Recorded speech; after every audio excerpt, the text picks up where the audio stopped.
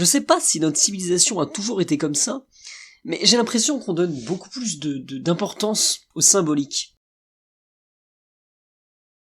J'ai déjà vu des gens vouloir faire étudier la Déclaration des droits de la femme d'Olympe de Gouges en littérature. Mais, littérairement, ça n'a aucun intérêt. C'est du droit. Je veux dire, bien sûr, oui, les droits des femmes, etc., etc.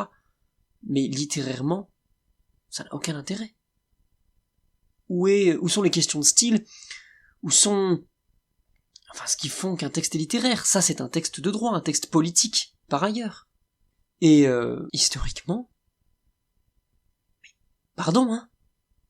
Mais son influence est nulle. Elle sert à rien, Olympe de Gouges. Désolé. Elle sert à rien.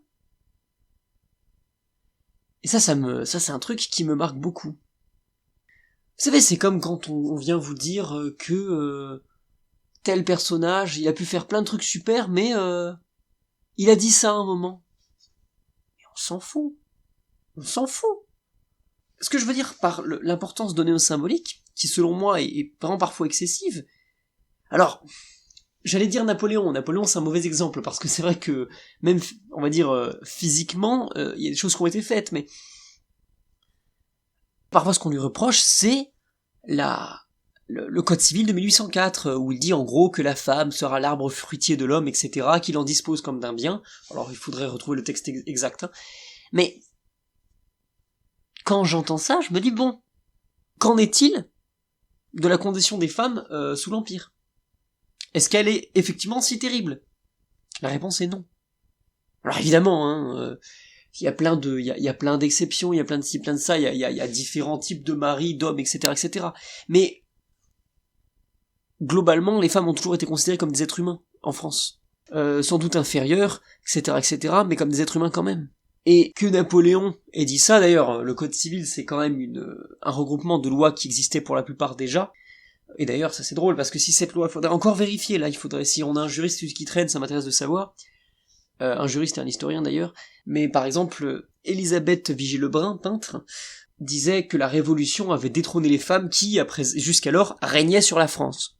Ce qui signifie qu'avant la Révolution, avec des lois qui étaient peut-être déjà celles du Code civil, sur le chapitre des femmes j'entends, les femmes étaient très libres. Mais après, ça a été la réputation de Paris, de toute façon, de Paris, de la France en général, mais surtout Paris évidemment, d'avoir toujours été quand même une capitale très libre.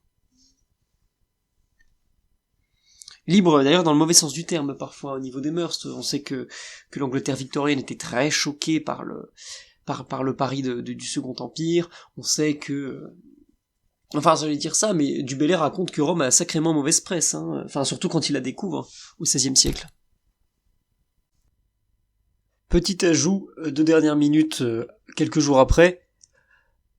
Ce que je dis, ça veut pas dire que ça allait bien pour les femmes avant, hein, et c'est pas une question de relativisme ou quoi que ce soit. Ce que je veux dire, c'est que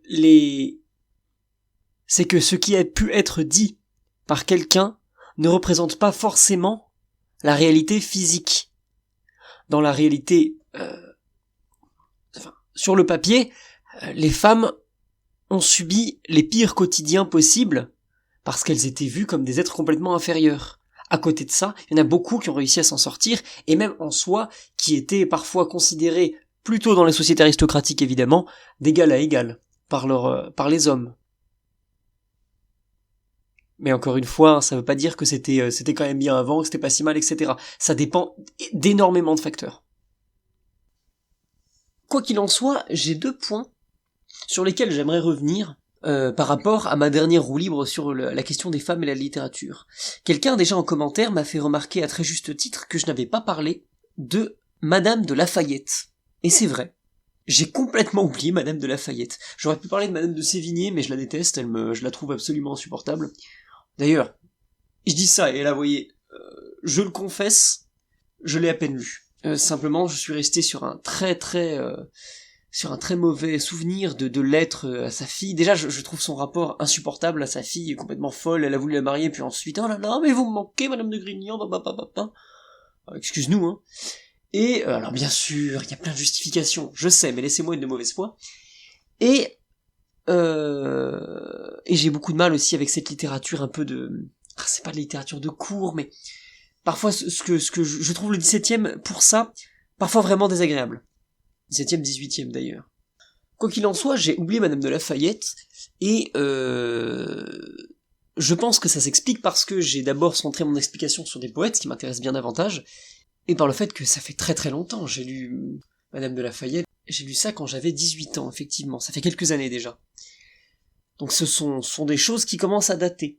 C'est un bouquin qui m'avait beaucoup plu, je l'ai pas trouvé si long que ça, il me semble, malgré une certaine réputation pourrie qu'on lui fait. Mais j'ai assez peu de souvenirs en fait, et je ne sais pas forcément qu'en penser. En revanche, cette personne dans les commentaires qui m'en parlait disait que, relevait ça par rapport à mon passage sur les génies, parce que je disais qu'on n'avait pas de Racine féminin, pas de Baudelaire féminin, pas de Balzac féminin. Bon, parce que selon moi, Baudelaire et Balzac sont des génies. Racine, je ne sais pas, mais Baudelaire et Balzac, c'est évident. Aujourd'hui, j'ai peut-être une femme en littérature qui serait géniale, au sens vraiment d'avoir du génie, hein.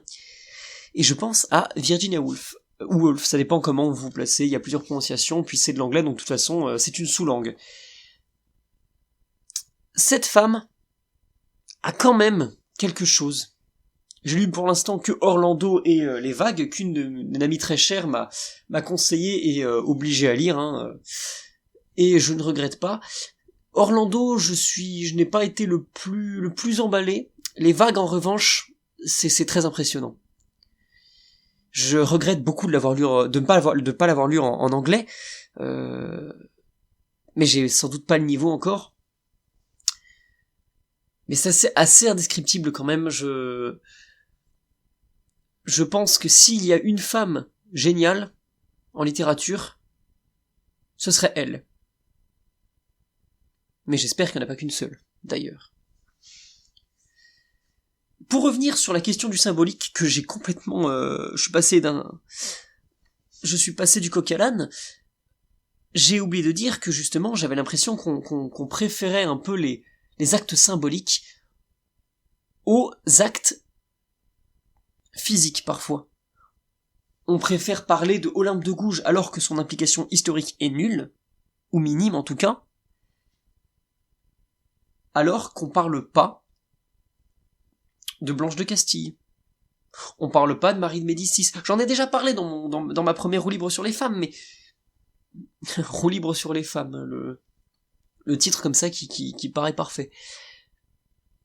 Mais je crois qu'on oublie vraiment des femmes qui ont eu une action concrète, soit en poétique générale, soit même pour l'action des femmes, enfin pour la cause des femmes, mais comme elles n'ont pas posé un acte symbolique, on les oublie. Et je trouve ça un peu... Enfin, on les oublie, bien sûr que non, hein. On en parle quand même, mais on leur prête une influence moindre. Ce que je trouve très injuste, et surtout, beaucoup moins vrai, tout simplement. Il y a beaucoup de femmes qui ont écrit sur la condition féminine, sur ci, sur ça, mais... Bah, après, peut-être que ça a à voir avec des gens qui veulent se retrouver dans des personnages, et qui, en trouvant des femmes qui se sont battues pour les femmes, enfin qui ont écrit, posent un acte symbolique qui est quelque part lisible, qu'on se dit ah ça ça me ressemble à moi, femme du XXIe siècle. Mais est-ce que peut-être que justement c'est pas, c'est une réflexion ouverte. Vous connaissez le principe des roues libres, hein, toujours, aucune note. Je me demande, c'est à voir. Est-ce qu'on donne une trop grande importance au symbolique? Est-ce que c'est si important que ça? Est-ce que, même, en soi, les femmes qui ont marqué l'histoire, est-ce que justement leur empreinte réelle n'a pas été, dans une certaine mesure, néfaste? C'est vrai que Catherine de Médicis, bon, alors c'est de la faute des protestants, hein, bien sûr, qui lui ont fait une réputation de merde, mais bon, elle y est pas allée avec le dos de la cuillère, quand même. Deuxième petit ajout, quelques jours après, quand je dis ça, je veux dire que l'action politique implique de faire des saloperies. Il peut être plus difficile de s'identifier à quelqu'un qui a fait des saloperies, parce que justement ce n'est pas que de la théorie. C'est plus facile d'apprécier Olympe de Gouges alors que son implication historique est nulle, et de se méfier de Catherine de Médicis alors qu'elle a effectivement fait quelque chose, parce que Olympe de Gouges a un discours qui est aujourd'hui audible et recommandé dans une certaine mesure. Donc ça se défend, ça se débat, moi je serais quand même partisan d'un retour à la narration de l'acte incarné. Hein, là c'est dit de façon très pédante, hein, mais tout simplement ça veut dire se rappeler de ce que les gens ont fait et pas dit. Parce que malgré toute notre magnifique tradition d'auteurs complètement désincarnés, les actes pèseront toujours plus que les paroles.